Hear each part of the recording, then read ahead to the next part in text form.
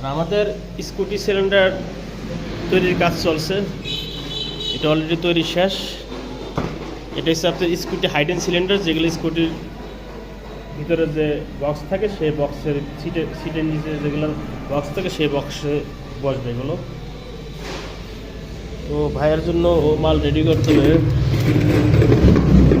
Nut bolt লাগবে 4 piece, 2 3 4। Attachment set থাকবে একটি, ক্লাম থাকবে 2 থেকে 3টি, 3টি দিয়ে দিই, একটি বেশি দিয়ে দিই, লাগে 2টি।